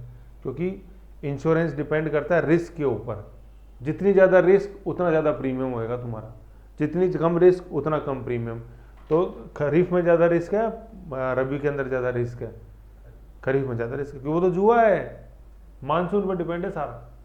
तो भैया उसके अंदर प्रीमियम ज़्यादा कर दिया बीमा कंपनियों ने, क्योंकि बीमा कंपनी को ज़्यादा रिस्क है, हो सकता है कि 100 पॉलिसी जनरेट हो रही है, 100 के 100 में मेरे को दावे देने पड़ जाए कृषि फेलियर के, ऐसे है ना। तो ये लॉजिक ध्यान रखो, रटने से नहीं होएगा। फिर अपन जैसे इसके अंदर पढ़ेंगे बागवानी फसल और आएगी, उसके अंदर 5% है प्रीमियम, उसमें और भी ज़्यादा है। तो ऐसा नहीं कि उसके अंदर रिस्क है, इसकी वैल्यू ज़्यादा होती है बागवानी फसलों की, फल फूल सब्जियां मसाले ऐसे, तो वहाँ वैल्यू ज़्यादा है तो उसने उन्होंने प्रीमियम भी ज़्यादा कर दिया। तो सबका कॉन्सेप्ट अलग है, ठीक है ना। तो ये चीज़ अपन को ध्यान में रखनी है, अरबी ज़्यादा हुई, समझ गई चीज़। ये आ गया, ये अपन ने पढ़ लिया। फिर अपन देखते हैं खाद्यान्न। देखो यहाँ पे कृषि, सबसे पहले तो कृषि चीज़ लिखी हो, कृषि में समझ गए फसल, तो ये खाद्यान्न। फिर यहाँ पर फसलों से हुआ ये खाद्यान्न उत्पादन। अब देखो खाद्यान्न को नीचे लिखा हुआ है क्या, खाद्यान्न का इंग्लिश ट्रांसलेशन है फूड ग्रेन्स। इसके अंदर इक्वल टू लिखा हुआ है, इसके अंदर शामिल क्या क्या होता है, अनाज और दलहन। अनाज का तो मतलब सीरियल्स, अनाज जो अपन देखते हैं खरीफ और रबी, और दलहन पल्सेस जो अपन बोलते हैं दालें। और यहाँ आगे लिखा हुआ नॉट इक्वल टू, की मतलब खाद्यान्न के अंदर क्या क्या शामिल नहीं होता है, तिलहन गन्ना और कपास। तिलहन का मतलब क्या हो गया, जिनसे तेल निकलता है, जैसे सरसों हो गया, ठीक है, तिल हो गया, मूंगफली हो गया, ये ऐसे, समझ गए, ये है। तो देखो मैं आपको एक बात बताऊँ, जैसे आपने नाम सुना होगा food crops and cash crops, नाम सुना होगा, फूड क्रॉप खाद्यान्न, ये तो है फूड क्रॉप्स, और ये है कैश क्रॉप्स, नगदी फसलें। बस ये वही चीज़ है यहाँ पे जो। अब आप ये मत समझना कि सर फूड क्रॉप तो खाने का काम आती है और कैश क्रॉप बेचने के काम आती है, ऐसा नहीं है ना। तिलहन, ये भी जैसे तिलहन क्या सरसों खाने का काम नहीं आती, क्या मूंगफली खाने का काम नहीं आती है, क्या गन्ना खाने का काम नहीं आता है, समझ रहे हो। तो यहाँ पे फिर विभाजन का वैज्ञानिक पैमाना क्या है, आप जैसे देखोगे फूड ग्रेन्स के अंदर अपन ने शामिल किया अनाज या दलहनी। तो ये वो है कि इनका उगाने का मकसद, पहले जब आपने लिमिटेड इकोनॉमी हुआ करती थी, तो उनको उगाने का मकसद ये था कि ये सेल्फ कंजप्शन के लिए उगाई जा रही हैं। और इनके उगाने का मकसद क्या होता था कि थोड़ा बहुत मात्रा में तो अपन खुद काम ले लेंगे, ज़्यादा मात्रा अपन बेचेंगे इसकी। इसके अंदर तो क्या मकसद रहता है कि ज़्यादा मात्रा खुद खाएंगे, खुद के लिए, और यहाँ पे ज़्यादा मात्रा किसके लिए है, बाजार के लिए, बेचने के लिए। समझ रहे हो कि ठीक है अपन ने गन्ना उगाया, थोड़ा बहुत खुद काम में ले लेंगे, लेकिन ज़्यादातर बेचेंगे। और यहाँ पे क्या अनाज अपन ने उगाया, तो ज़्यादातर क्या रखूँगा मैं, मेरे लिए सेफ रखूँगा और कम बेचूंगा मार्केट के अंदर। दालें उगाई तो ज़्यादातर मैं मेरे खुद के लिए। आज तो मॉडर्न टाइम्स में अपन जैसे देखते हैं, तो भाई तो आज तो मशीनरी से बेच है, तो आज चीज़ें अलग हैं। लेकिन जब ये पहले का पैमाने के आधार पर ये चीज़ें इकोनॉमिक सर्वे में डेटा सेट है, समझ गए। तो खाद्यान्न, ये फूड ग्रेन्स लिखा हुआ है, ठीक है, फूड ग्रेन्स। तो फूड ग्रेन्स के अंदर अपन ने शामिल क्या किया है, सीरियल्स एंड पल्सेज ही शामिल हैं, फूड क्रॉप्स, ये फूड क्रॉप्स हैं इतना। और ये क्या है, नॉट इक्वल टू, ये कैश क्रॉप्स हैं, इसमें डैश करके लिख लो कैश। बाजार, कैश मतलब इनको मैं बेचूंगा बाजार के अंदर, वो है, समझ गए। ये इतना सी चीज़ है बस इसके अंदर। तो फूड क्रॉप्स और कैश क्रॉप्स अपने शामिल करें तो फूड ग्रेन में तो वर्ड आ ही रहा है, फूड क्रॉप्स, फूड ग्रेन्स में सब वर्ड आ रहा है ना फूड, तो इनको फूड क्रॉप्स या फूड ग्रेन्स और कैश क्रॉप्स ये ऐसे है। दलहन मतलब दालें, खास जैसे चने की दाल है, मूंग है, ये दो। अब राजस्थान उत्पादन में स्थान प्रथम, द्वितीय और तृतीय, 4 फसलें ऐसे जिनमें अपन आज फर्स्ट प्लेस में, समझ गए। तो वो चारों में सबसे पहले तो कौन सी है, बाजरा, ठीक है, वही जो अपने देखा ना, मुट्ठी भर बाजरे के लिए हिंदुस्तान की सल्तनत खो देता, आएगा वो 1544 ग्रीस हमील का युद्ध, मारवाड़ में अपन पढ़ेंगे, जोधपुर में। सेकेंड नंबर पे सरसों, सेवर अपने भरतपुर रिसर्च इंस्टीट्यूट। तीसरा है कुल तिलहन टोटल, और चौथा है गंवार गम, है ना, गंवार, यहाँ गंवार की फली जो होती है वो लिख लो इसका आगे, गंवार फली, और गंवार गम डैश करके लिख लो, गंवार गम, गंवार गम ऐसे। एक टाइम था जिसका प्रोडक्शन सबसे ज़्यादा था, भारत से एक्सपोर्ट हो रहा था, भारत में सबसे ज़्यादा राजस्थान से एक्सपोर्ट हो रहा था, अमेरिका को एक्सपोर्ट होता था ऑयल ड्रिलिंग में, और जो फेशियल जो ब्यूटिशियन क्रीम्स आती हैं उनके अंदर, और डायबिटीज़, 3 जगह इसका प्रयोग होता था गंवार गम का। तो इन 4 में तो अपन फर्स्ट प्लेस पे। 2 फसल ऐसी हैं जिनमें दूसरे प्लेस पे है। सबसे पहले तो है पोषण अनाज, जिसके अंदर अपन जैसे मोटा अनाज गिन लेते हैं, जैसे मक्का, रागी, ये सब, और मूंगफली। मूंगफली में फर्स्ट तो वैसे गुजरात है, सूरत की जैसे मूंगफली अपन ने देखी है मोटी वाली, तो ये गुजरात फर्स्ट प्लेस पे, राजस्थान दूसरे नंबर पे। 4 फसलें ऐसी है जिनमें राजस्थान तीसरे नंबर पे है। सबसे पहले दलहन, फिर चना, यहाँ नीचे लिखा देखो ज्वार, ऊपर जो यहाँ लिखा हुआ था ये फली लिखी हुई थी, गंवार फली, और ये नीचे लिखा है जवार। जवार क्या होता है, जैसे अपन बाजरा देखते हैं तो ये बाजरे का पौधा होता है, ऊपर इसके वो सिट्टा लगता है, ये बाजरा है, ऐसे बिल्कुल जवार होता है। हाइट थोड़ी बाजरे से कम होती है, लेकिन ऊपर ही सिट्टा लगता है। ऊपर वाला जैसे जो है ये इंसान के काम में आता है सीरियल्स के रूप में, और नीचे वाला ये पशुओं के चारे के रूप में काम आता है, जवार, बाजरे जवार दोनों में। और गंवार की जो होती है फली तुलनात्मक रूप से फली होती है, पौधा होता है उसके ऊपर फली के रूप में ही लगती है, समझ गए। और सोयाबीन अपन जैसे देखते हैं, सोया प्रदेश मध्य प्रदेश के अंदर होती है, सोयाबीन सबसे ज़्यादा, इसलिए मध्य प्रदेश को सोया प्रदेश बोलते हैं। ऐसे नहीं कि वहाँ सब सोते ही रहते हैं, सोयाबीन ज़्यादा होने के कारण मध्य प्रदेश को बोलते हैं सोया प्रदेश। और दालें भी सबसे ज़्यादा अपने एमपी के अंदर ही होती हैं। राजस्थान तीसरे नंबर पे। तो ये जो पहले वाली लाइन है ना, ये अपन को ध्यान में रखनी है। बाजरा, सरसों, कुल तिलहन और जवार नहीं, क्या है, गंवार है, जो राजस्थान में सबसे ज़्यादा है। जवार है, स्टूडेंट क्या होता है जब भी क्वेश्चन आता है ना, तो ये जवार और गंवार में कंफ्यूज हो जाता है। तो स्टूडेंट क्या देखता है, यार बाजरा है, बाजरे जैसा जवार होता है, लगा दो इसको टिक, नहीं, क्या है वो गंवार। तो इसलिए मैंने यहाँ क्या लिखा है इसके साथ में, फली। तो जवार फली थोड़ी होती है, सब्जी तो खाई है, गंवार फली है, समझ गए ये चीज। ऐसे इसको अपन ध्यान में देना है। फिर आ जाते हैं जलवायु क्षेत्र। तो यहाँ तक अपन ने ये पूरा देखा, जो अपन ने 2 वीडियो के अंदर भी था, लेकिन चूंकि इंपॉर्टेंट चीज़ थी इसलिए मैंने बताया। 4 सेक्टर, क्रॉप, लाइवलीहुड, वानिकी और मत्स्य पालन। योगदान स्थिर पे 26.2, टोटल प्रचलित पे 26.7, वृद्धि दर स्थिर पे 2.1, प्रचलित पे 9.4, उपक्षेत्र में योगदान सर्वाधिक पशुधन का, न्यूनतम मत्स्य पालन का, उपक्षेत्र में वृद्धि दर सबसे ज़्यादा मत्स्य पालन की, सबसे कम वृद्धि दर फसलों की, लैंड उपयोग सबसे ज़्यादा, NSA नेट सोन एरिया में सभी फसलों को एक बार गिनना, ग्रॉस सोन एरिया में जितनी फसल हो रही है उनको अलग अलग गिनना। प्रतिशत जोत आकार में आज अपन देखते हैं वर्तमान में 11% की वृद्धि हो रही है, कृषि विभाग आंकड़े देता है। 5 तरह की जोतें होती है, माइक्रो तो industry, marginal, small, semi medium, medium और लार्ज। मार्जिनल वो है जिसके पास 1 हेक्टेयर से कम भूमि, मतलब 4 बीघा से कम भूमि है। लार्ज वो है जिसके पास 10 हेक्टेयर से ज़्यादा है। मार्जिनल की संख्या दिनों दिन बढ़ती जा रही है, जो कि 40% है, और संख्या दिनों दिन बढ़ती जा रही है। क्यों? क्योंकि संयुक्त परिवारों का विभाजन हो रहा है। महिला जोतों के अंदर वर्तमान प्रतिशत है संख्या में 42%, क्षेत्रफल 25%, दिनों दिन वृद्धि हो रही है राजकीय सेवाओं का लाभ लेने के कारण। मानसून की सामान्य अवधि है 15 जून, और जो पिछली बार 15% अधिक रहा, 15 आंकड़ा है। कृषि उत्पादन 254 लाख मिलियन टन, और रबी का उत्पादन ज़्यादा है खरीफ से। इसका मतलब सिंचाई सुविधा अच्छी है। ग्रेन्स के अंदर सीरियल्स और पल्सेज आती हैं। कैश क्रॉप्स में तिलहन, गन्ना और कपास। राजस्थान 4 फसलों में पहले नंबर पे, बाजरा, सरसों, कुल तिलहन और अपने गंवार या जवार, गंवार मतलब फली याद रखो आप, तो फली किस पे, गंवार फली पे। ओके ये है। अब नेक्स्ट अपन देखते हैं एग्रो क्लाइमेटिक जोन्स, ठीक है, ये अपन नेक्स्ट देखते हैं एग्रो क्लाइमेटिक।